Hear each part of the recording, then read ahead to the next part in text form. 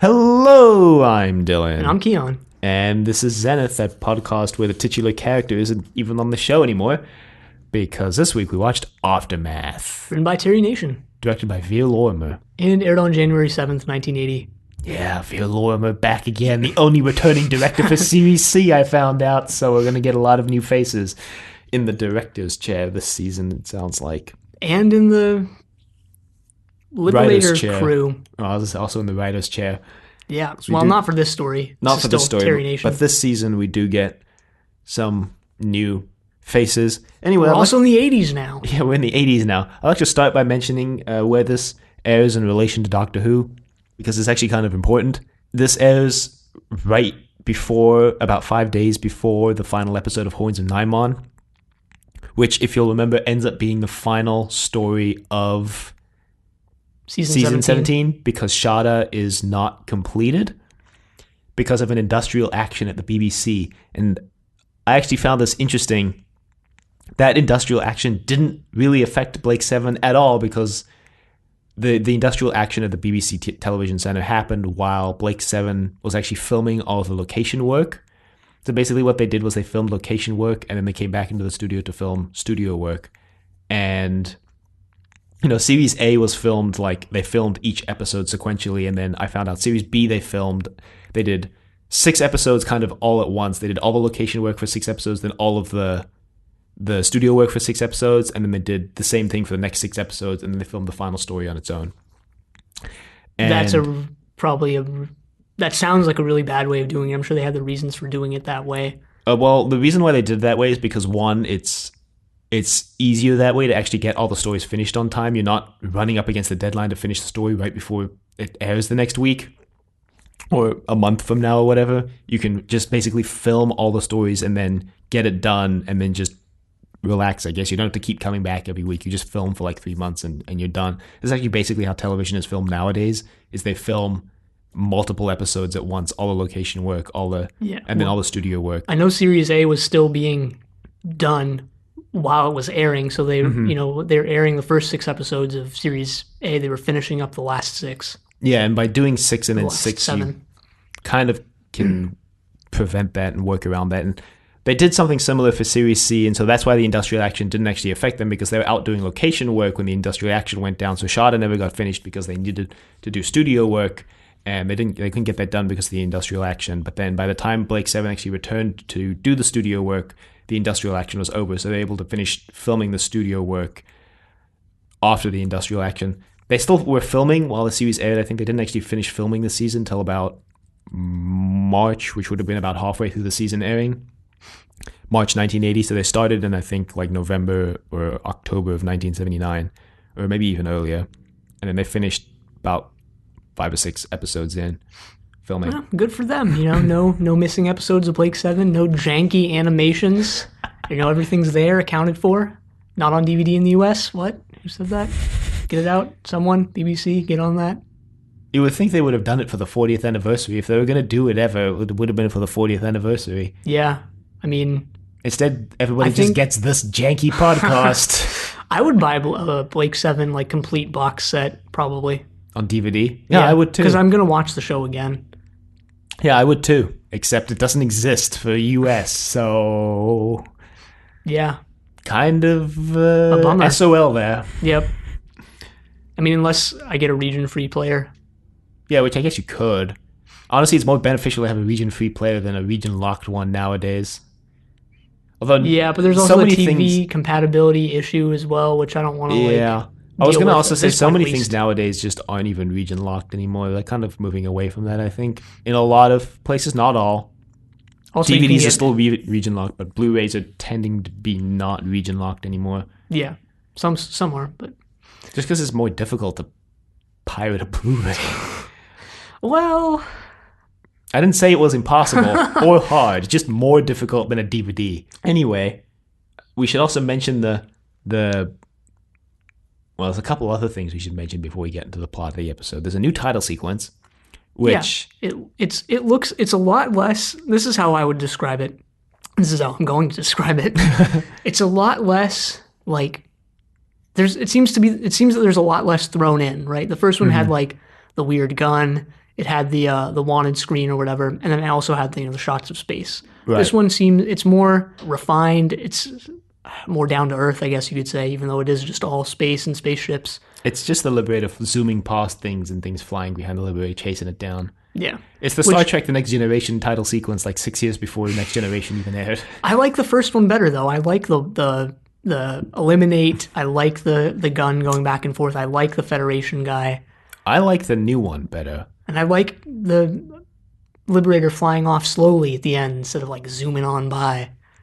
I like the new one better because I think it fits better with the title music. I think it's more exciting and I think it makes more sense. The first one always confused me because it was like the gun rotating. I was like, what's the point of this? Yeah, I liked all Federation the quote-unquote like, random things thrown in. The reason why they had to change it was because Blake's no longer even on the show anymore, and the previous title sequence was basically just Blake, the 5-minute introduction to Blake. They could have easily just kept it and been like, whatever, but they actually put effort into this show, so... Yeah, they actually put effort when they can put effort into the show. I think they always put effort. I just think that budget limitations prevent that effort from shining through sometimes. And we can also mention how, and just talk about it as a separate thing, how Blake isn't on the show anymore. Yeah, Blake's gone. Gareth Thomas's actually everybody's contract for 26 episodes ran out at the end of last season, and Gareth Thomas wasn't really keen on even doing Series B. So. Yeah, Gareth Thomas and Sally Nivette didn't even really want to do Series B, but they had that contract that required them to. Then they did, and they did. They didn't ham it in. They did a good job on Series B. They finished up strong, I think.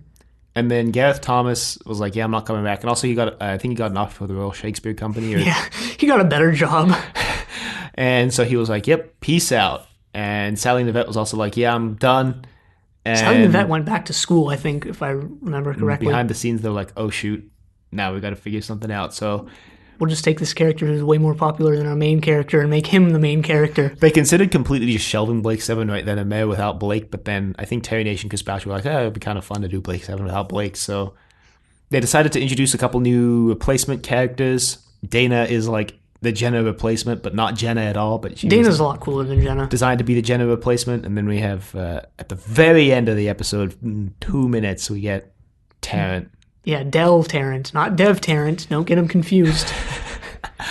We get Del Tarrant, who is, I don't know yet, the Blake replacement, I guess. He's almost the Avon replacement. If we're going to get a little bit into spoiler territory, if Avon replaces Blake, he's the one who always challenges Avon. So I've heard. So I've read.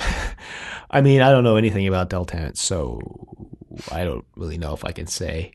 If they make Avon more like Blake, which is what it sounds like they were planning to do. And what it seems like they're doing just based on this episode itself. I don't know if they fully achieved it because I know Paul Darrow was super against that because I know Paul Darrow said that part of the reason why everybody likes Avon is because of his anti-hero qualities that Blake didn't really have.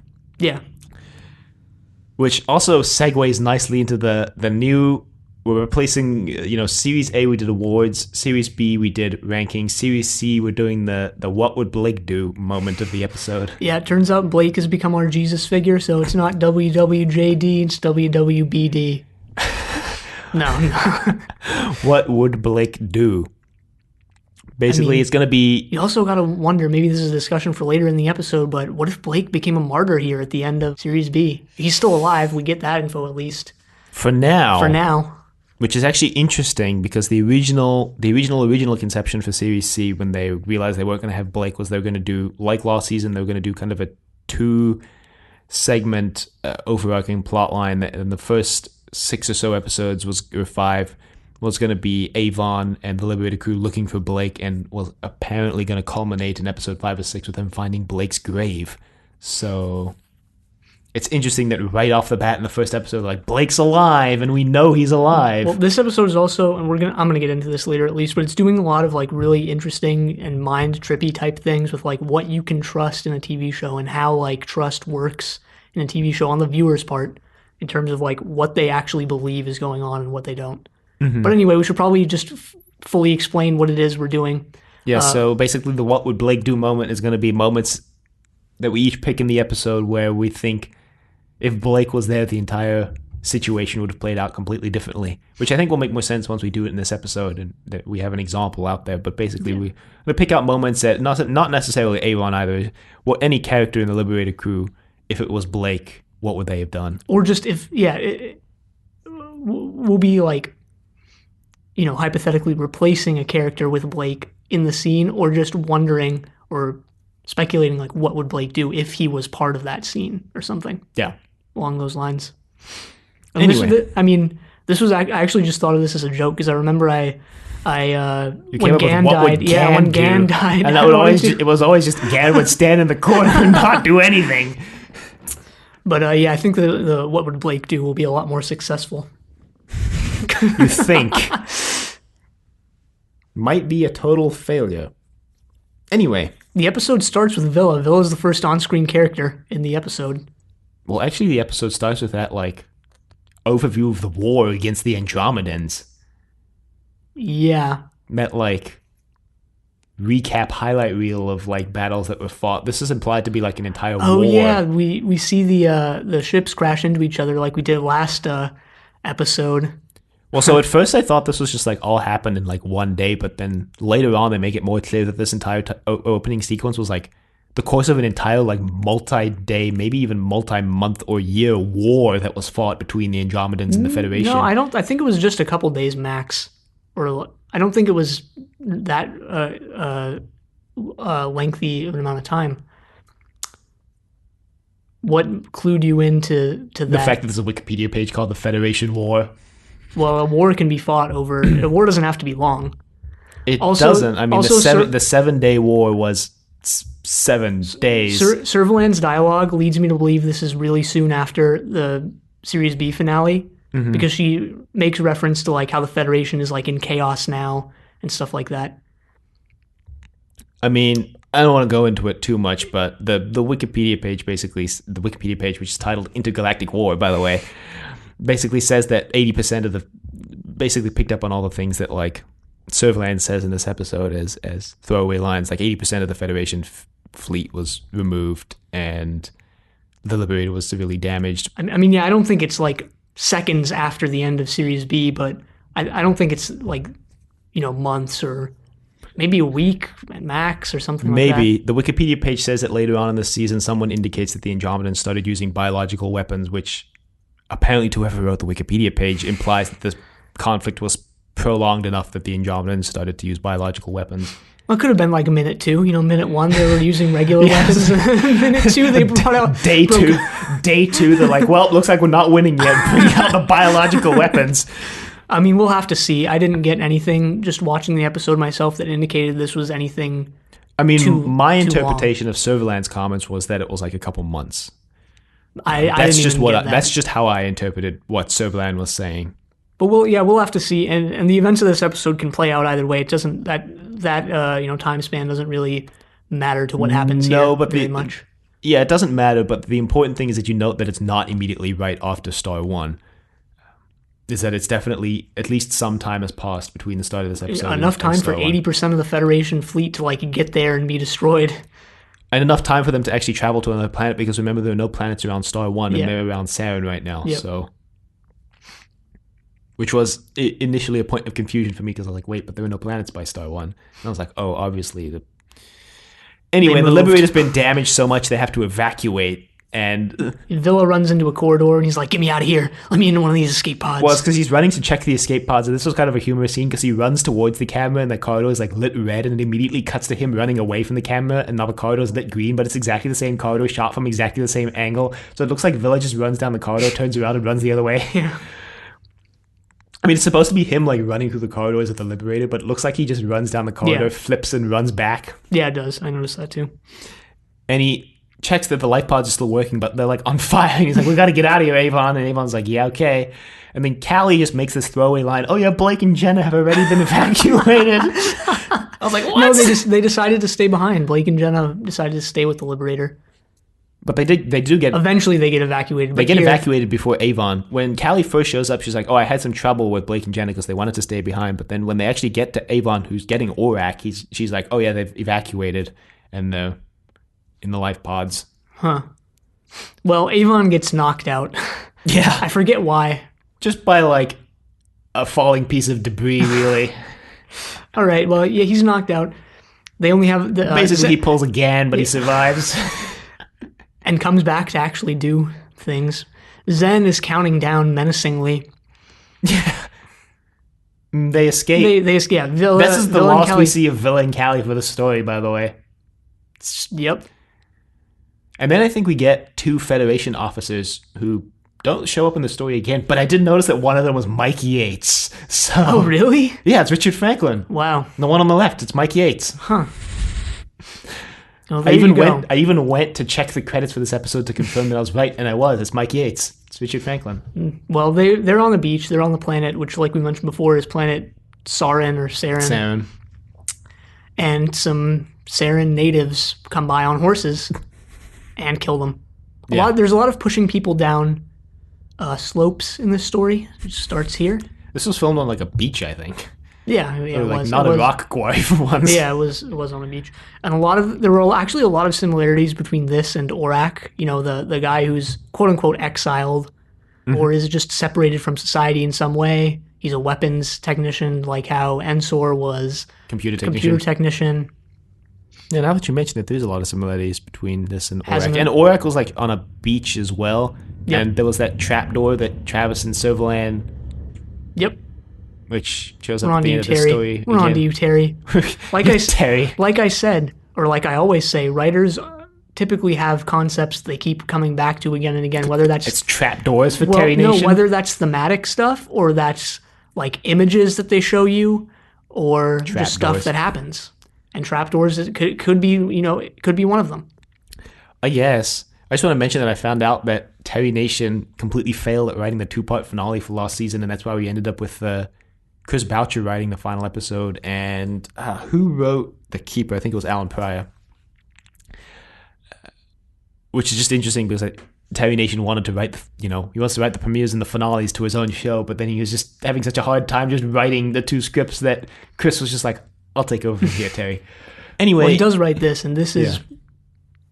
one of, if not my favorite episode of Lake 7. So, Wow. yeah. I mean, it's up there for me. I really enjoyed this episode too.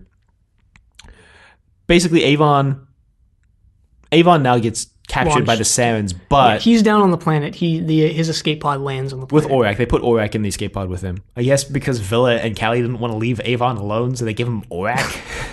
Or they just wanted to get Orac out of there as well, and they just I happened mean, to they put could him have with taken Avon. Orac, though. Yeah, they could have. But They they just didn't. wanted to give Avon a friend, which is kind of funny because Avon and Orac like hated each other for most of the early Series B. Yeah, I mean, that's actually interesting. It's kind of a strand someone with their enemy and then they'll become friends type thing. Yeah, not Servalan, though. It reminds me of Countdown. Avon and the guy who's Yeah, going the to kill guy. him. I forgot his name. I forgot his name too. The guy who's going to kill him because Avon was in love with his sister and let his sister die. So Avon gets captured by the Sarens, but then he gets saved by Dana. Yeah, who saves him with, a bow and arrow. First, I think, bows and arrows we've seen on Blake 7. And Avon then he gets knocked out again, but he wakes up in Dana's, I guess, like, it's just a cave, actually. It's just a cave. And he's like, yo, we got to go back to where you found me. They come back to this cave later. It's a very distinctive, like, orangish red cave. Yeah, it looks kind of like The Auton, eggs. the inside of the Auton. But also the thing inside of the Autons. Or the from Doctor Who. Axons. Yeah, sorry, not the Autons, the Axons. So then Avon's like, you got to take me back because I got to get Orac. And Dana's like, what's Orac? And Avon's like, it doesn't matter. I just need to get Orac. So they go and get Orac, and then Dana basically... That was basically the end of Series A. Well, we need to get Orac. Well, what's Orac? We just need to get it. I like how you could basically just sum up Series A of Blake 7 as a Blake's just a thorn in the Federation's side and tries to get Orac. And Series B is just Blake takes down the Federation. Series C is just going to be like... it's just some people die as well. You can't just skim over Gan's death. Maybe you can. Maybe you can. I can. But you can't skim I over... just did it. You can't just skim over Travis's death. Yeah, I can. I just did that These are integral parts of Series B. I bet if they killed off Travis because they knew Blake wasn't going to be in the next season, they were like, well, we can't have Travis without Blake, so... Well, what's interesting is that they bring in Dana and have Servalan kill her father, and now Dana and Servalan are sort of the Blake and Travis parallel. Right. At least in this episode. I don't know where they're going to go with that dynamic. Hopefully somewhere. I'm sure they're going to take it somewhere because Dana says, I made a promise and I keep my promise or whatever. Yeah. That's clearly going to be the thing, but the Federation right now is so weak that I feel like, thankfully, actually, the Federation is not going to be a big focus of this season. Yeah, series, I mean, just based on this one episode, you know, we mentioned a lot of the differences between A and B when we were watching B, but just based on this episode, it seems like C is taking things in a whole new direction, which is good in my opinion. Yeah, I agree. So they get to the base that they live in. Yeah, Dana sort of explains the situation. She and her father live there. They were, Hal. I think, Hal. I think unbeknownst to her, they were exiled. I don't think she knows that they were exiled. No, I think Were they, She were says they that- exiled or were they no. like? I think Hal ran away. Yeah, he ran away. That was it. She doesn't know that he ran away, but she knows that her father brought her there when she was a kid. And She says the natives used to bother them, but not when so they much demonstrated anymore. their superior weaponry, Hal we didn't mention is like a weapons technician. Yeah, so is Dana. Apparently she Yeah, learned Dana- from her father. Dana's like better at it than Hal, and she's more willing to use her weapons than Hal, definitely. She can also see better than Hal, so that might be...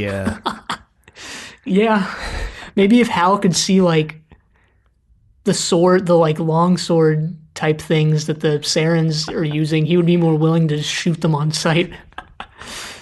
No, probably not. I've seen in Indiana Jones where the guy's got the sword and Indy just shoots him in the chest. Yeah. Raiders of the Lost Ark. That actually reminds me of something I wanted to mention in this episode is Dana uses a bow and arrow here, and a little bit later she explains to Avon how she likes, old weaponry, how there's something more, I forget what exactly she says, but there's something more appealing about it, something more visceral about it. She likes to feel her kills or something like that. She doesn't say it like that.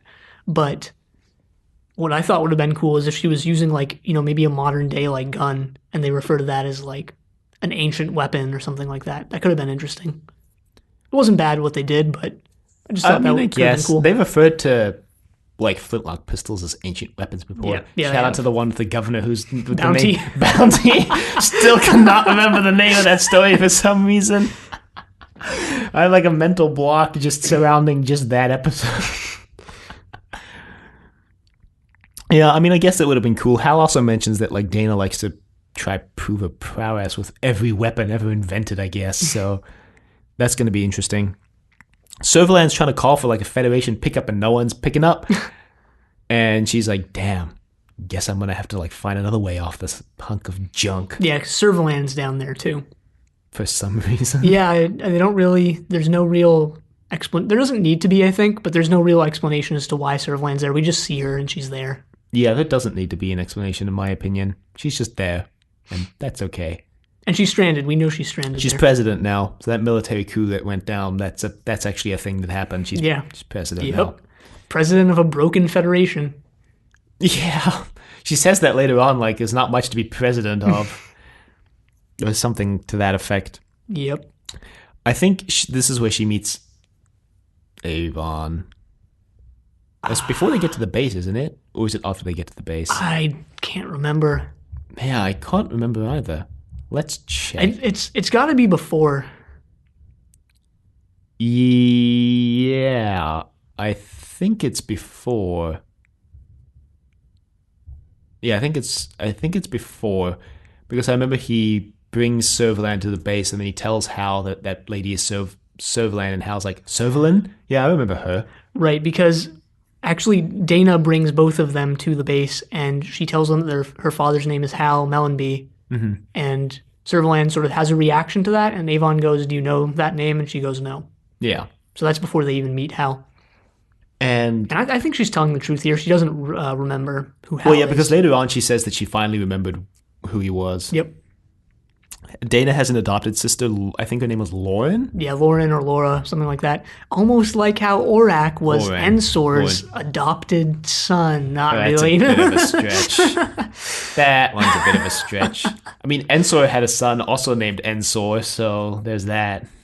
Was his son also named Ensor, or was that just our mistake? Because I think looking back on it, I think I that think was our his name mistake. is actually Ensor. Sergeant Jaina referred to him as Ensor Jr. in his email. I think that was just him being like Ensor Jr. because that's because we don't actually get his name. I think it was just Ensor's son. Maybe I could be completely wrong, but I think it was just Ensor's son was his name. But Doesn't matter. yeah, It's in the past now. You can't fix your mistakes. It's in the you can only past. repeat them.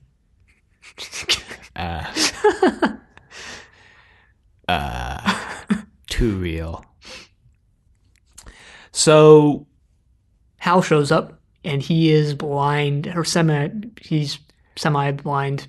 yeah, he's wearing like I sunglasses. don't know what the and actual he's got term for that a is. bit of an afro. He's legally blind. Yeah, legally blind. That's what it is. He's got a vision amplifier embedded in his chest for some reason. Which he would be blind without that amplifier.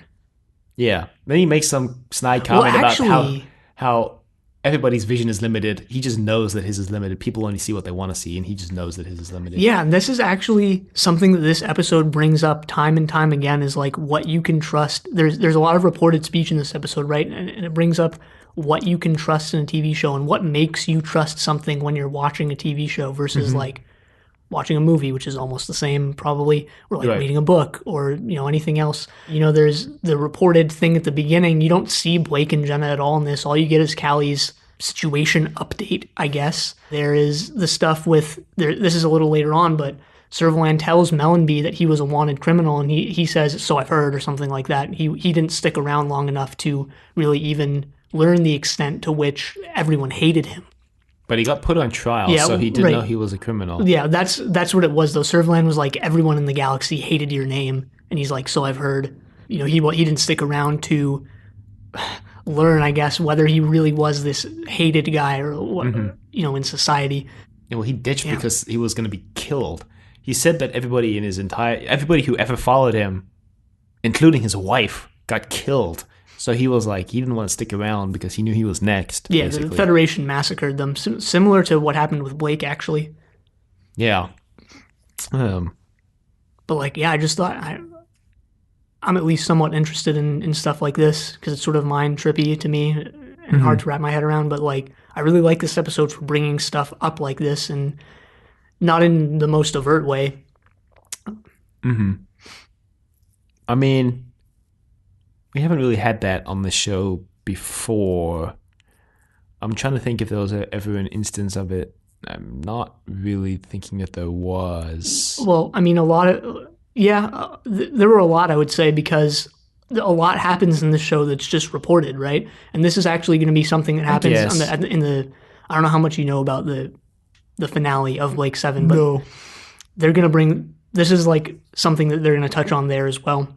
But like, if you think about Blake's testimony as to what happened versus the Federation's, and like their different versions of like the truth, right? They're all in reports. We don't see any of that happen on screen, and even if we did, what's the effect of that? What's the effect, I guess, in a TV show is my question, or something I'm going to be thinking about if they expand on this, of seeing something versus hearing something, or hearing a character say it, or do different characters saying different things or the same thing?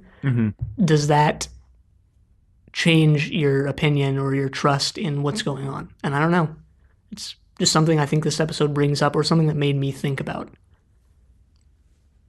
I don't know. I mean, you can never really trust the spoken word. By that, I mean, you can never really trust what people say, right? Everybody's story is going to be tainted in some way. Nobody's memory is perfect. Right. And also because like bias itself is just inherent in language. Whenever you use language, you're practicing bias. Because language is so rhetorical, you're practicing rhetoric whenever you use language, and bias is inherent in rhetoric. So as like a rhetorical object, a TV show, which it is, whether people like to admit it or not, it's a TV show. There's a rhetoric behind it, and I'm not saying that intentionality is part of that rhetoric. I'm not saying the people who make the show are inserting their own rhetoric, but there's like in the show, like existing, there's a rhetoric. Whether that is in line with quote unquote creators' intentions or not is another story. But like, there's a bias in what you see also in a show, what the show shows to you. Right. I mean, so like, can any of it really be considered true? I mean, it's because they're trying to construct a specific narrative, right? They only show you what they need to construct that narrative. I mean, like, if they hadn't shown us Blake being put on trial and having his memory falsely implanted in the first episode, you would just have to take the show's word at it in every episode after that Blake was actually like a good person who wasn't a child rapist, right? Well, and then again, it also, the show even questions itself then when it brings in Inga, which is interesting. Yeah, but that could almost also be considered a retcon. Like, I don't think it's a retcon because I don't think it contradicts anything that happened previously. It's just something that makes you think like maybe there's something to these charges. Obviously, Blake and Inga, or not obviously, but to me it seems that Blake and Inga's supposed relationship, which is again just reported, was like consensual. Mm-hmm. Wasn't like, at least I don't think like Blake raping Inga or anything like that. But yeah, I don't know, just something to think about. And something this episode brings to the forefront a little more than previous episodes have, I think. I guess, yeah. I can see that.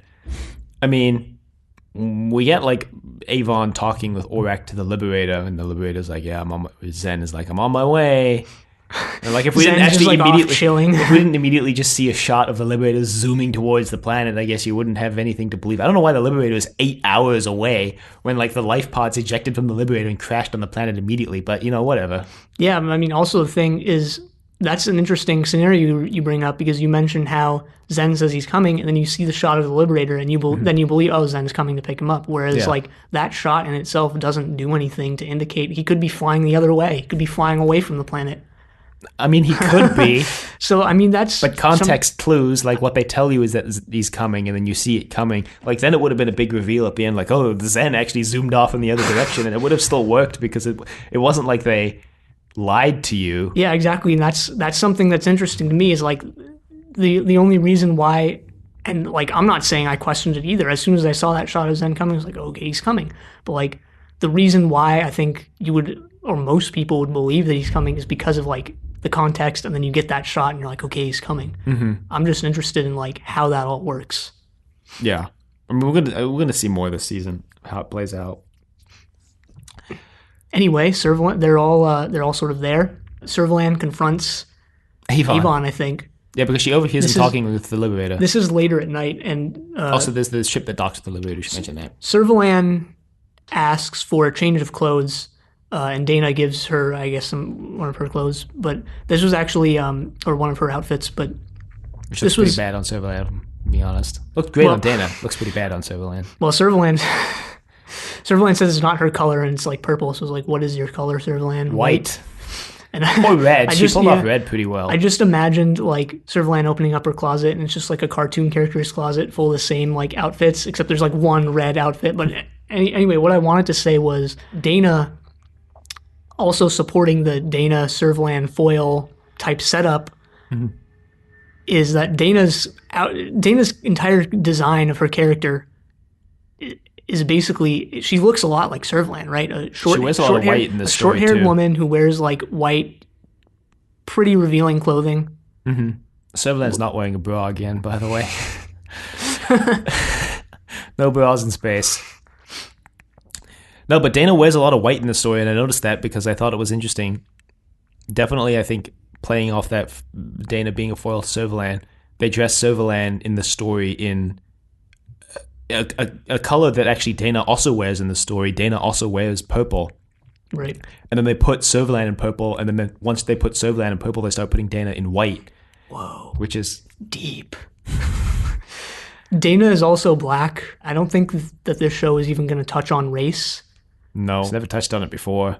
I think, but Dana is the first, like, non-white major character of this show, if I remember correctly. Yeah, I think so. And again, I don't think the show is even going to bring it up. Yeah, I don't really want them to. Yeah, I mean, I move on. I mean, class is definitely thing in Blake 7. We get that. They don't touch on this too much, but we get that info that Blake was like an alpha grade, right, and Villa was like a delta grade or something like that. Jenna had one of the highest IQs in the Federation. Yeah, which might be related to class. I'm not sure. I don't know if they're going to I mean, when relate Servalan said race to that, that or anything. when Servalan said that, she said something like she was like a high level citizen or something because of it. Yeah. Yeah, I think I remember that. So, yeah, Lauren is white and Hal is black. And Lauren's like, adopted. When Lauren comes in, Hal's like, she's like, "Daddy, Daddy," and then Avon kind of looks at Hal and he's like, "This is my adopted daughter, Lauren." Yeah. And it's revealed or implied that she was a Saren. Yeah, it's just straight up stated. I think Hal just says like she was a Saren, but she was raised by us, which is like dies, actually so well, anyway. it's like they don't touch on it much, but like when you really get into how that works, that's like a really dark, could potentially a really dark thing. Like, did they take this baby away? Did they just steal her, or like did they just find her and adopt her, or Yeah, like they don't even get into this, but like there's so much potential like dark backstory here. There's a lot of like things they hint at with Hal being like not really that great of a person, being kind of like actually a bad person. And again, this is something that this episode touches on in like a really interesting way in terms of like what you see and what you believe in the episode itself. Because when you like on screen, Hal's like really cool, but then like you get into these potential things that he could have done. I mean, he's obviously a criminal, so is Blake, so is pretty much all the other Liberator crew. But like you get into some of these things and you're like, wait a minute, should we really be like on Hal's side in this episode? Yes, we probably should be, but who knows? Anyway, Servalan proposes this deal to Avon. She says now that the Federation's in shambles and now that Star One's destroyed, he's the one who can put it all back together. With the Liberator and with Orac, and they can do it together. Servalan and Avon leads Join in. the former enemies ruling the galaxy as... Well, they have a little light makeout session. Well, Avon was just using it as a tool to like grab choke Servalan by the throat. Maybe Servalan's into that. I mean, Avon wears that leather. Choke me harder, Daddy. Jesus. Yeah, Avon's basically like, no. Avon, what is this? There's a cool like comment, still giving Avon all the cool lines. Servalan says the only limit to what they could do is their imagination, and Avon says, "Imagine is my only limit. I'd be dead within a week." Yeah. Jesus, Avon. Although this episode does still hint at what the latter sort of half of Series B hinted at, which is that Avon just puts up like a sort of front, whereas he actually does really care about Puts up an emotional wall. Yeah. An emotional force wall, you might say. Well, this is actually earlier on, but when Dana is about to kill the Saren, Avon stops her. And again, this is something we mentioned earlier, but it seems like they're trying to have Avon be more similar to Blake, which makes sense to me because he's going to be the new main character. Mm-hmm. And we discussed this a little earlier before we started recording, but I knew that Avon replaced Blake like before I even started watching Blake 7, and you also said that you knew pretty early on. Yeah, and I was wondering, because I don't know how many spoilers you really know, or I didn't like when we first started watching, and I pretty much spoiled everything before even watching episode 1, and there were like multiple like vague references you made to this, and I was like, wait a minute, is this just coincidence? Because sometimes you'd be like, well, Blake's the main character, it's like can't replace the main character. You just make some sort of comment that like hinted at this. And I was like, wait a minute, do you know about this? Should I say something? And I didn't, but yeah. Yeah, I did. I didn't know it happened now. Oh. Wow. But I knew. So was my text what spoiled it happening now? No. I mean, you would have No, I gotten mean, it, I watched the episode at the time yeah. you texted me, so. But like this could have just been something where it was just like, it's just Avon this episode and they find Blake next episode. I guess. But I didn't really think it would be because I knew Jenna wasn't coming back. So I just figured that if Jenna wasn't coming back, there wasn't a reason for them not to bring Blake back. Yeah. This isn't the last we're going to get of Blake and Jenna, though. Not going to spoil whether or not they come back. Jenna comes back? This isn't the last we get of them. That's all I'm going to say. We're going to find out Jenna's dead like a week from now. And then we're like, that hospital ship Jenna was on crashed. Everybody died. So basically what happens next is Servalan basically almost at the end of the episode, surprisingly. Servalan Servalan, kills Hal. yeah, Servalan was weird in this episode. You know, if I were Servalan, maybe Servalan can just see things that I can't. But like, if I were Servalan, I would think my best bet in this entire situation is teaming up with Avon and It Dana. is your best bet. It's just But unequivocally your best bet. But she doesn't do it. She kills it. She kills Hal, steals Orac, and runs off. Laura also dies, which we find out because Hal, Dana, and Laura go off to monitor what the Sarens are doing, because they're sort of the Sarens now know the secret entrance to their base, where they know where that is.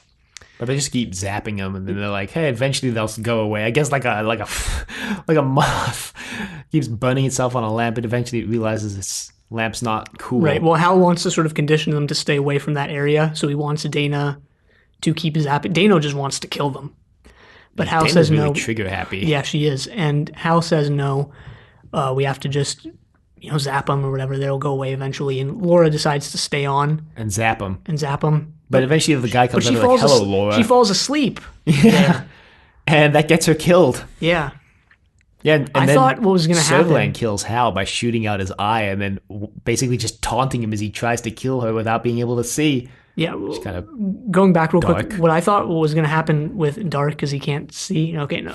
What I thought was going to happen with Laura is that she was going to turn on Hal and Dana. I thought she was going to go back to the Sarens and be like, "Well, you were my people, and I was taken away." Could have done from you." that, but they didn't have enough time to, in my opinion. No, they didn't. And I was fine with how they, achieved that. I mean, they basically there's- had to kill her off to give Dana a reason to leave. Right, and there's also a lot of like cool cinematography stuff in this episode. I noticed, even at the beginning, there's not been much non-stationary camera work in Blake 7, but at the beginning with Villa and Callie was done very well. And I hate to say this, but like when you see Laura's dead body, which the Sarens have, hung up, Splayed.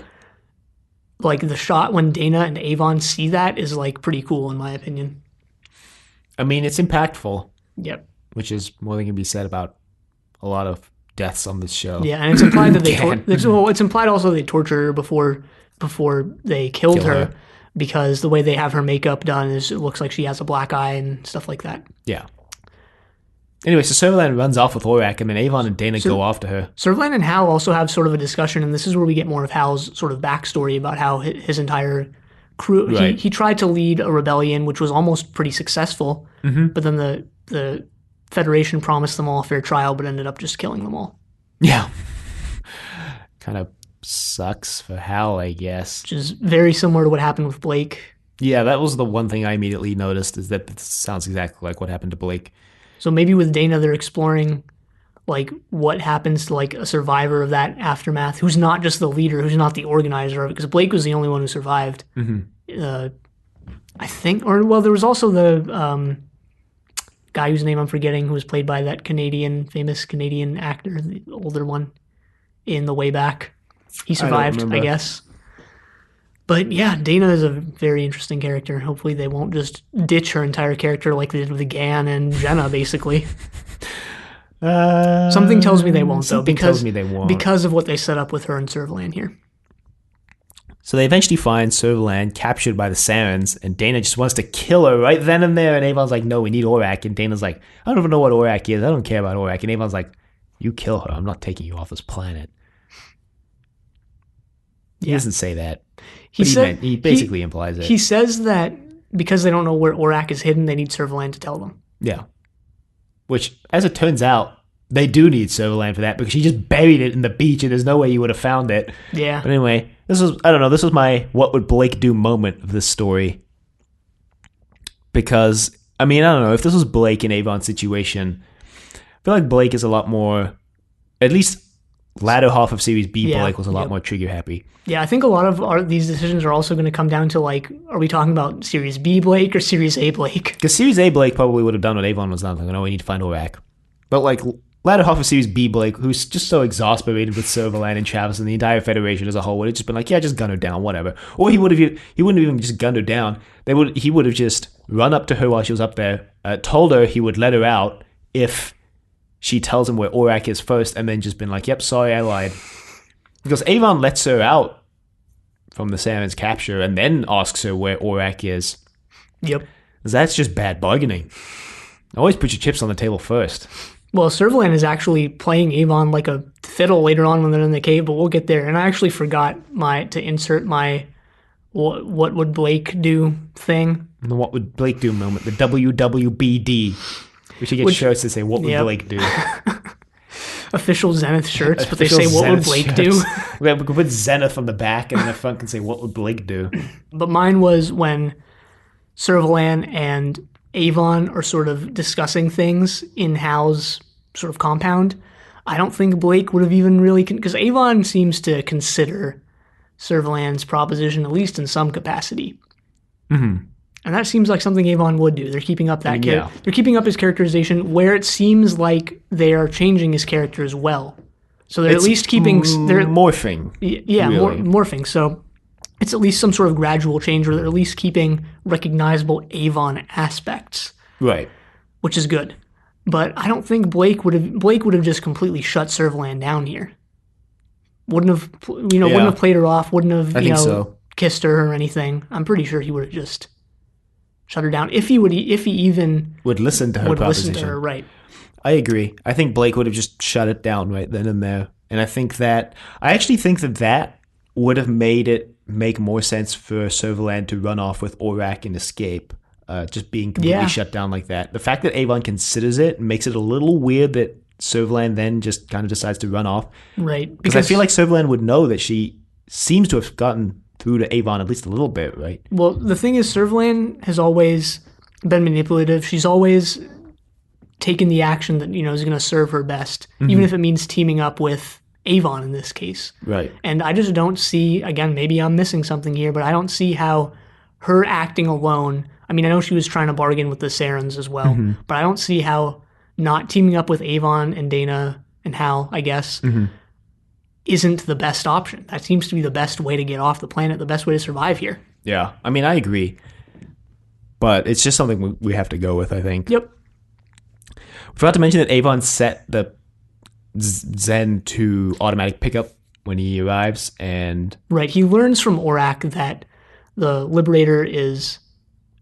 That Blake and Jen are no longer on the Liberator, and that Villa and Callie are nowhere to be found, basically. Yeah, he learns that Jen is on a hospital ship. I don't remember where they say Blake's gone.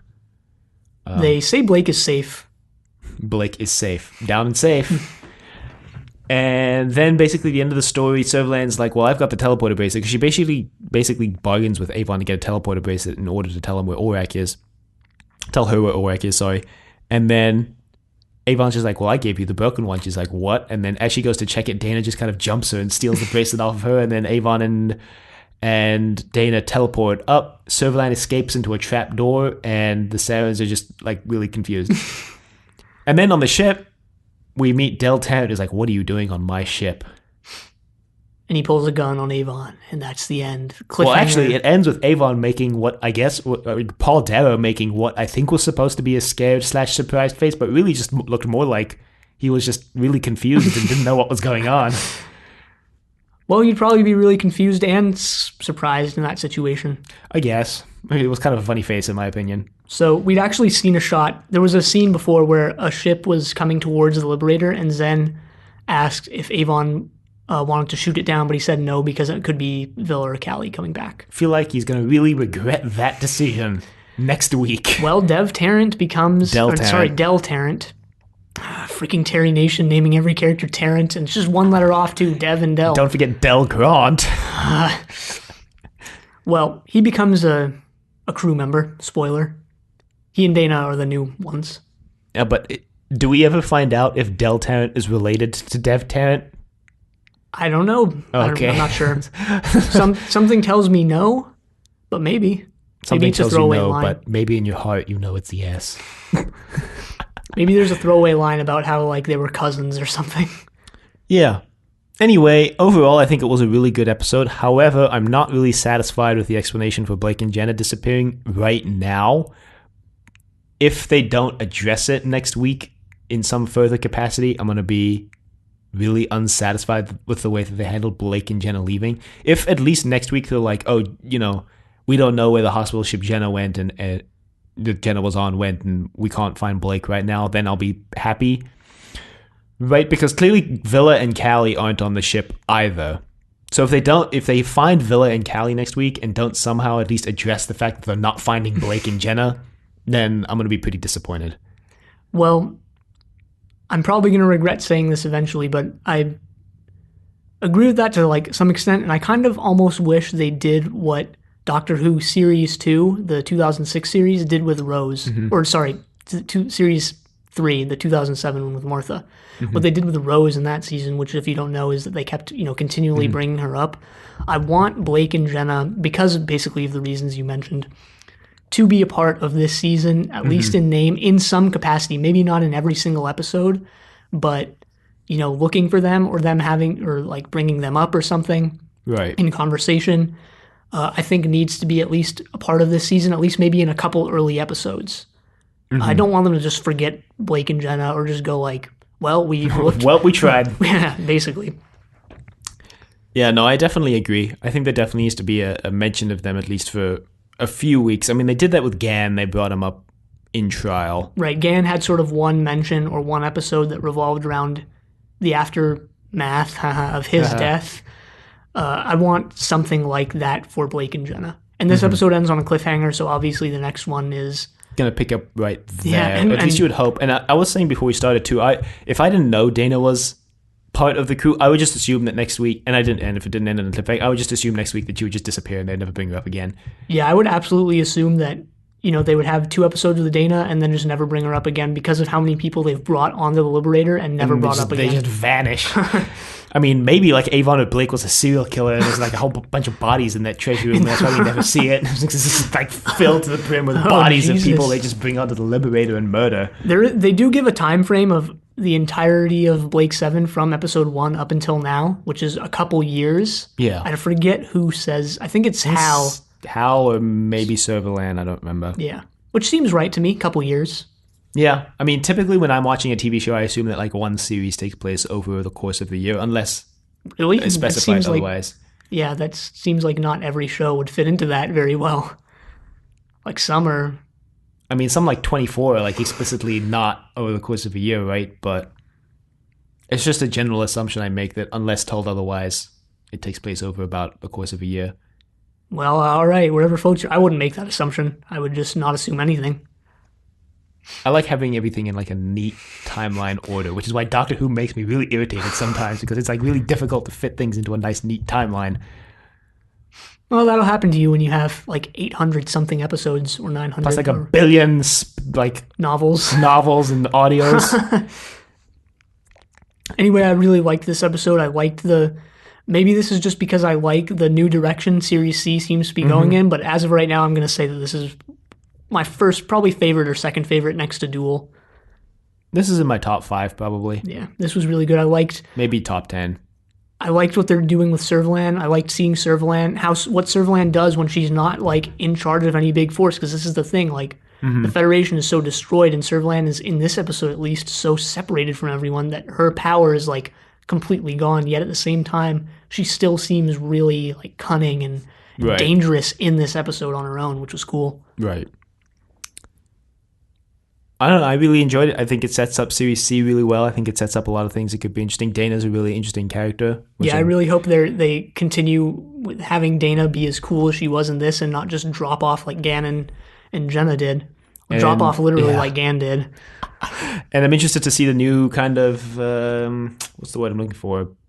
Interactions between the crew. The kind of what they're going to do with Avon as the leader. Yeah. I don't know. Thing is, I don't know if Avon is going to be officially installed as their leader or if they're just going to eventually turn to Avon as like the one who is going to replace Blake.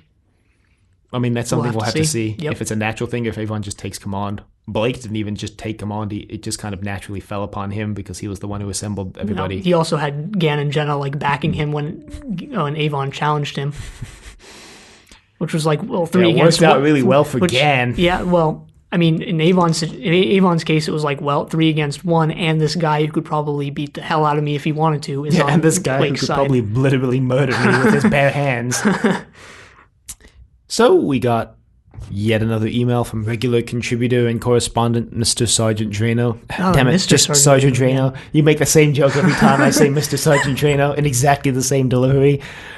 but I corrected myself this time. Anyway, so I'll just go ahead and read it.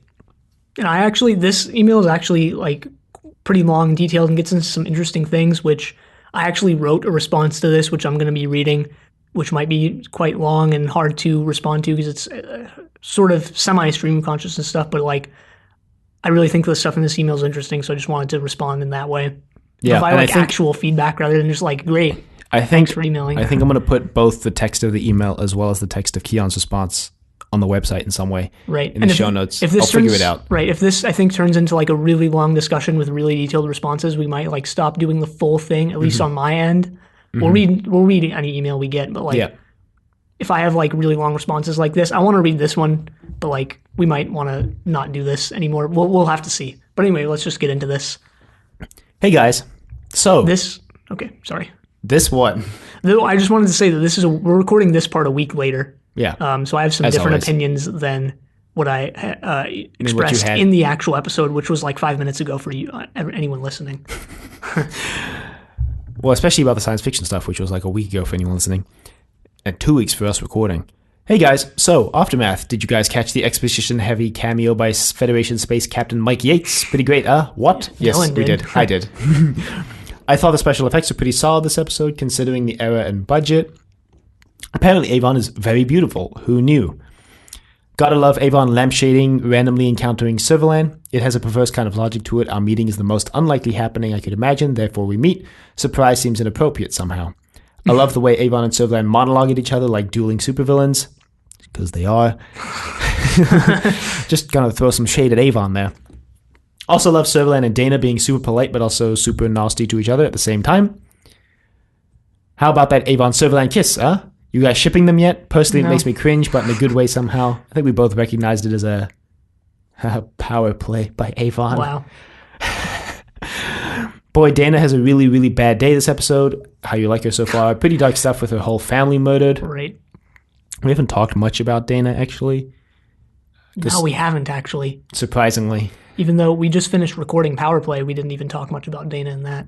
Because really, Dana was secondary to the plot of Power Play. It was really an Avon episode. Both this and Power Play, in my opinion, were Avon episodes. Right, and it's definitely a two-parter, so we'll have to see where they go with both Dana and Del Tarrant. Right. And the Liberator's in the hands of the Federation. Another good cliffhanger, another gripping episode, a great continuation from Star 1. It's really starting to feel like an ongoing story, kind of like those first few episodes of Series A. 7 out of 7, of course. Yeah, and this is something we talk about too. It's starting to feel more serialized. We'll talk about that next week. Yeah, in Power Play. All right, so now we get into the real nitty-gritty, the meat and potatoes. Now, the other week, you guys had an interesting discussion on the nature of science fiction, the difference between hard sci-fi and soft sci-fi, and the difference between science fiction and fantasy. I thought I'd throw my 2 cents in. In case you missed this discussion, I believe it was in the Star 1 episode. I don't remember what episode it was in. It was either in Star 1 or The Keeper. I think it was The Keeper, actually. I think it was The Keeper. Yep. I think you're right. But we will link it in the show notes if you want to go listen to that first and then come back to this. So, Sergeant Janet continues. My view is that both science fiction and fantasy are speculative works that involve concepts that are currently, as far as we know, not possible, or at the very least not known. A science fiction example could be faster than light travel. A fantasy example could be fire-breathing dragons. The difference between science fiction and fantasy is the basis by which the impossible is made possible within that literary universe. For science fiction, the basis is speculative scientific knowledge that we don't know yet, not present. For fantasy, that basis is supernatural or magical. The difference between hard sci-fi and soft sci-fi is basically the extent to which the creators go into detail about their theoretical future science, the extent to which that speculative work is based on what is actually scientifically known in real life. Probably the best example of hard sci-fi currently out there, in my opinion, is the Sci-Fi Channel series The Expanse. Based on the series of books of the same name, if you somehow haven't seen it, you totally should. I see similarities between it and Blake 7. Until next time, thank you, namaste, and good luck. Sergeant Drano, Station 7 Doors. So I think I'll respond first, since Keon has a massively long response, and mine is decidedly less long. First off, I've seen The Expanse. I've watched the first 2 seasons, and I haven't watched the 3rd season yet, because I've been waiting for it to finish airing so I can kind of binge watch through the whole season. I have not read the books, but my dad has. My dad keeps recommending it to me, and I keep telling him I don't have time to read them yet. But I do now, so I should probably get on that. I don't know if I necessarily agree with the distinction that you make between hard sci-fi and soft sci-fi. In my opinion, the distinction between hard sci-fi and soft sci-fi areas always seemed a little arbitrary to me. I always just consider it under the umbrella branch of sci-fi. And like I said in that discussion, I think sci-fi, I actually do agree with you in the aspect that science fiction and fantasy take place in a world that is not our own, or is in some way changed from our own and involves things that are typically not possible in our world, which is why, once again, I consider historical fiction to be a form of science fiction or a form of fantasy, I guess, depending on the fantastic. I just like to call it the fantastic. Right. I'm slowly drifting away from that too. And once again, though, I consider science fiction and fantasy to be basically essentially the same thing. Science fiction typically being more science-based and fantasy being more, I guess, magic-based. Even historically, like, even before, like, the pulp magazines, these things are really linked. You read something like Blazing World by, God, what's her name? Well, if you don't know what Blazing World is, it's like this 17th or 16th century, like, it's considered possibly, like, the first science fiction story in the English tradition. It's about this British woman who goes to another world and, like, becomes the queen of that world and stuff. It's really interesting. And I mean, at the end of the day, Margaret Cavendish is her name. Keon's definition of science fiction and fantasy is going to be way looser than mine. And I'm already bracing myself for the long response that he has, because he's going to know a lot of literary theory. You can already tell. But I don't know. In general, I just consider science fiction and fantasy to not take place in, I guess, I think you called it, Keon, the real world. The given world. Given world, sorry. That's Samuel Delaney's term, which I like.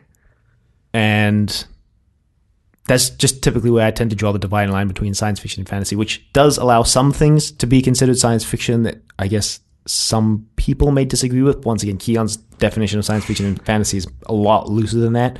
I just feel like if the story doesn't directly deal with something that's not in the given world, then I don't think it can be considered like science fiction. Like As I Lay Dying seems to be the one that we always come back to because it's about linguistics but doesn't feature anything fantastic, basically. Right. Which is a novel that to me is just considered, I guess, just fiction or non-science fiction, whereas to Keanu would be considered science fiction because it deals with linguistics. Sure. I mean, yeah, I guess we'll get into my response now. I want to talk about how you mentioned, or I want to talk about something that actually happened in Aftermath too. So I'll just read this, I guess, typos and all, because I wrote it all on my phone, which is annoying. But, which was a good idea. But yeah, I'll just get into it and read it verbatim. You mentioned the Sup Drano. Sup Drano, good start. You mentioned the conversation between Avon and Servalan. I actually think the interaction between Hal and Servalan is more interesting. I said last time that Aftermath doesn't bring up race, but that's not really the case. The way Aftermath thematizes the relationship between power, reported speech, belief, and ethos, I guess, is pretty amazing, and part of why Aftermath is my favorite episode. And looking back, race is for sure a part of that. When Servalan tells Hal that his name was hated throughout the galaxy after he fled, he says that might have been true. I've never been sure. In this moment, Servalan, who has lost a lot of power now that the Federation is in shambles, tries to leverage power through the rhetoric of this reported speech. Other scenes in this episode touch on the question of, like, what's the ethos of a TV episode, and how does that ethos work when the show renders reported speech along with certain shots and visuals?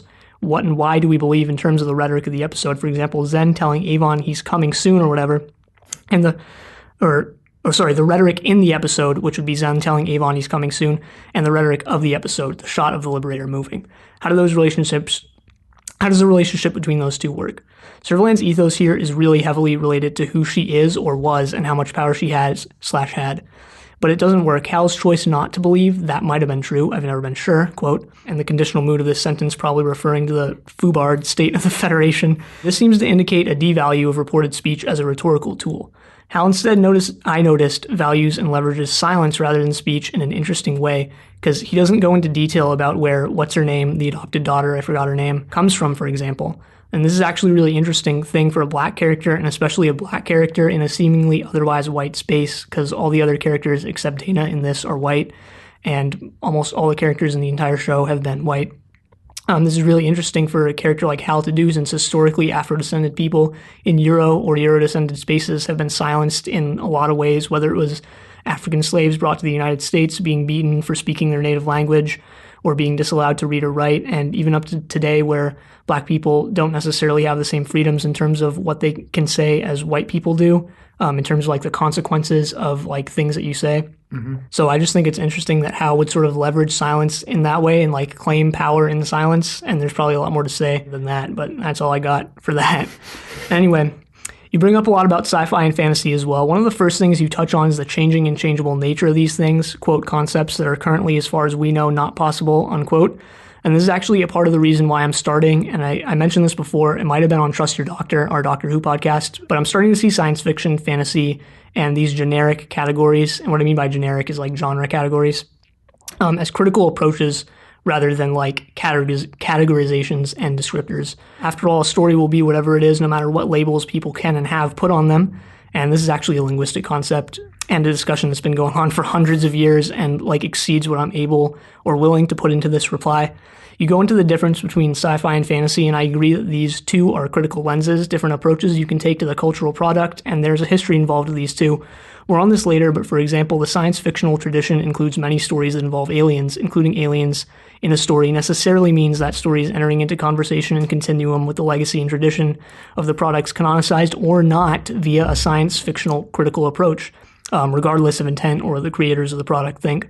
I don't draw as heavy a distinction between sci-fi and fantasy for this reason and many others as well, and I think that's a trend for people me and Dylan's age and younger, and a good trend actually. And I think this is actually something older generations will have a problem with because of the different like nature and the reception and cultural views of these like genre stories in the past. But the fantastic, the term I like to use for convenience because it's actually annoying always referring to these as critical approaches, and I think is far more accepted now within the mainstream of things that most people like.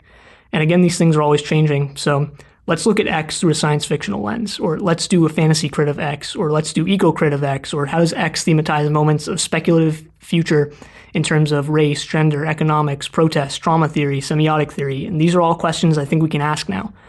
After all, stories are about many things and can be viewed from any number of critical perspectives as long as you can go to the story and with it. And by that, I mean like locate it in the product itself. So again, that's why I see all of these as critical approaches. You go into detail about how you define the difference between hard sci-fi and soft sci-fi, and this is actually related to the multiplicity of stories. But let's put that aside for a minute and focus on these terms hard and soft, which are quite derogatory and probably useless now as there is definitely a gender component to these. No, I mean, I'm laughing because I agree. I've talked about how the word science has changed over time before, and that word originally meant knowledge as opposed to art, which is skill. Eventually, and nowadays, it has come to mean knowledge that we learn through the scientific method, or in other words, the knowledge method. And I'm not going to go into my own personal problems with this, but I have many. Anyway, the hard-soft bifurcation is actually a radical shift if we're using science to refer to knowledge gained through the scientific method, one of the many methods to knowledge. Then why do we dichotomize this stuff? Is it to masculinize and valorize hard science, which most people use to refer to the natural sciences, which is a much better term in my opinion, but still one I have problems with, like chemistry, biology, physics, while feminizing and reducing soft science like linguistics, semiotics, and psychology, which are social sciences, I guess. And these things also use the scientific method. I don't know, but I think it's time to move beyond these confusing terms that can be leveraged in a rhetorically nasty and strange way. Getting back to what you were saying about the difference between your definition of hard sci-fi and your definition of soft sci-fi, again, I think this is another reason to view these as more as a critical lens and not succumb to our human need to categorize everything too much. You put your definitions of hard and soft sci-fi on a gradable scale, the extent to which the creators go into detail about their theoretical future science, end quote. Ignoring your implications about authorial voice here, this is interesting. Where's the point where something becomes hard sci-fi? You're probably not doing this intentionally, but the scale you put these things on, I think, really valorizes hard sci-fi. What if the product contains detailed explanations rooted in current knowledge of some speculative stuff and does a, quote, soft sci-fi, unquote, look at other pieces? Again, I see a need for a multiplicity in critical approaches. What if we look at the product through the lens of hard sci-fi, soft sci-fi, and fantasy, and the traditions of all those at once? What do we find out? How will we reinterpret the past and past products, and how will that help us learn more? Notice another thing, this definition is very different than the one Dylan suggested however many weeks ago, which was that more or less that science fiction has to deal with the natural sciences. I think that was actually on Trust Your Doctor, now that I go back and think about it. Possibly. That might be one critical lens in itself, or perhaps the result of one. The one I would say is extremely hard to prove and doesn't hold up well in terms of history. Sorry, Dylan, just my own opinion. I'll try watching The Expanse. I don't Oh, we talk about The Expanse here. I'll try watching The Expanse at some point, probably, although I pretty much only watch cartoons now. Also, I know there's a discussion about sci-fi versus science fiction and the implications and uses of those terms, and trust me, I've ran into plenty of people who are like, it's science fiction, don't say sci-fi. But whatever, man. Oh, that's just dumb. Okay, so I also want to read this part of an article from Wikipedia. It's on the Human Sciences page, and I think it's relevant. I don't know what I think of it, honestly, but I think it's relevant to this. So if you look up human science on Wikipedia, there's this meaning of science section. So I'm going to read it. This is verbatim from Wikipedia. Ambiguity and confusion regarding usage of the term science, empirical science, and the scientific method have complicated the usage of the term human science with respect to human activities. The term science is derived from the Latin scientia, meaning knowledge. Science may be appropriately used to refer to any branch of knowledge or study dealing with a body of facts or truths systematically arranged to show the operation of general laws. However, according to positivists, the only authentic knowledge is scientific knowledge, which comes from positive affirmation of theories through strict scientific method, the application of knowledge or mathematics. As a result of the positivist influence, the term science is frequently employed as a synonym for empirical science. Empirical science is knowledge based on the scientific method, a systematic approach to verification of knowledge first developed for dealing with natural physical phenomena and emphasizing the importance of experience based on sensory observation. However, even with regard to the natural sciences, significant difference exists among scientists and philosophers of science with regard to what constitutes valid scientific method. For example, evolutionary biology, geology, and astronomy, studying events that cannot be repeated, can use a method of historical narratives. More recently, usage of the term has been extended to the study of human social phenomena. Thus, natural and social sciences are commonly classified as science, whereas the study of classics, language, literature, music, philosophy, history, religion, and the visual and performing arts are referred to as the humanities. Ambiguity with respect to the meaning of the term science is aggravated by the widespread use of the term formal science with reference to any one of several sciences that is predominantly concerned with abstract form that cannot be validated by physical experience through the senses, such as logic, mathematics, and the theoretical branches of computer science, information theory, and statistics. Again, I don't have anything else to say about that, just wanted to read it because I thought it was interesting and probably related to this. My voice really hurts.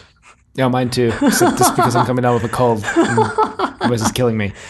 Yeah. I mean, before we end, there was actually a question I wanted to pose to Sergeant Drainer that I think may shine some illuminating light on his definition between hard and soft science fiction. Because I was thinking this while you were talking, Keon, about how it seems like Drainer is placing hard and soft science fiction on a sliding scale. And you asked, well, where's the dividing point? Like, what if it's hard sci-fi about one thing and it's soft sci-fi about another thing? And what I was curious about, I was thinking about this television show called Person of Interest, which I'm sure you probably heard about. It up like every I bring it up a lot because it's like in my top 5 favorite television shows of all time. But I consider that to be science fiction, and not a lot of people do. But I consider it to be science fiction because it deals with like an artificial intelligence that can see all crime, which is not something that, as far as I know, we have in the given world, right? But it made me think, like, you know, if you define hard science fiction as just like how much technical detail they go into about, you know, the extent to which that speculative work is based on what's actually like scientifically known, like, I almost feel like when you define it like that, because I think hard and soft science fiction is a dumb delineation personally, but when you define it like that, it almost seems like there's an element of your own personal experience in it.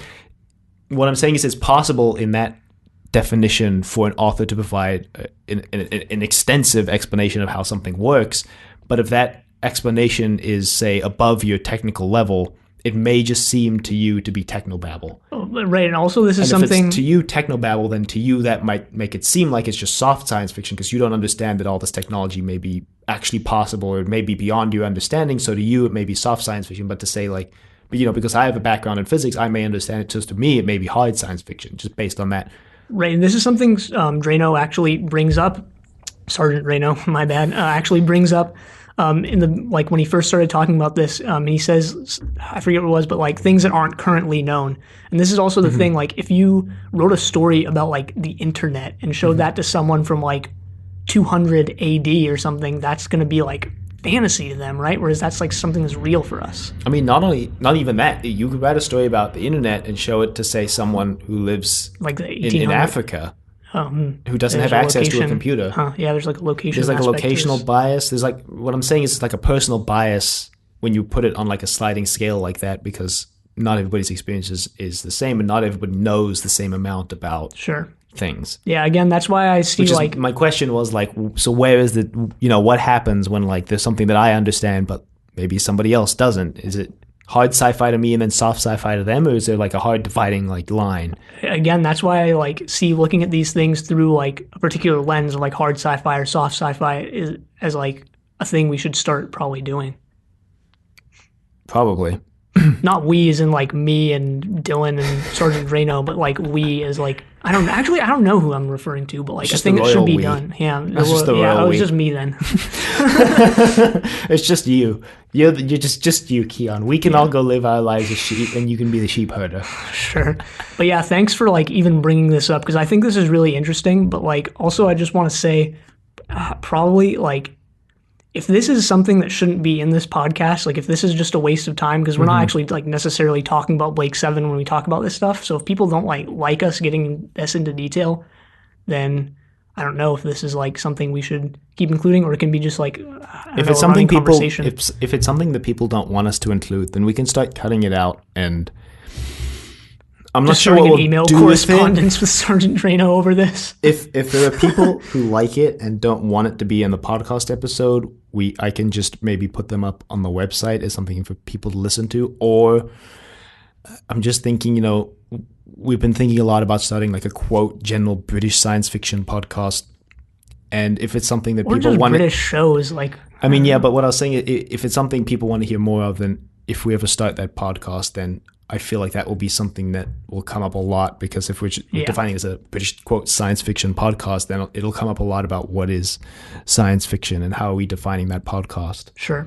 But once again, if you don't want it in the episodes, email us, because we say this a lot, but we do take feedback seriously, especially for this podcast. So if it's something that you don't enjoy, you feel like it doesn't have if you do enjoy, but maybe it doesn't have a place in this specific podcast, then email us and let us know, and we can work something out. Right. It's starting, work. Yeah, because it's starting to become a really detailed discussion. So, I mean, it becomes increasingly more detailed every week, right? Yep. I mean, by nature, it has to. Well, anyway. Not really. We could just be like, that's fine, or something one week. I guess. Yeah. Anyway. But that's not who we are. That's not who Sergeant Drano is either. If you would like to email us and contribute your voice to this discussion, or, like I said, provide feedback on whether you think this is something that should be continued to be included in this podcast, because, it does become more detailed and we do talk about it quite a bit, then you can reach us at thedoctor@decorativevegetable.com. Questions, comments, concerns, angry rants, love letters, your thoughts on science fiction versus fantasy, as well as where do you think Series C is going to be going. You can find us on YouTube at Decorative Vegetable. You can find us on Apple Podcasts and Google Play at Zenith, a Blake 7 podcast. Be sure to leave a rating if you like the show. Check us out on Facebook, Trust Your Doctor. Like us on Facebook. Also check us out on Twitter at TYD Podcast, and follow us on Twitter. And next time we're watching Power Play. But until then, the end.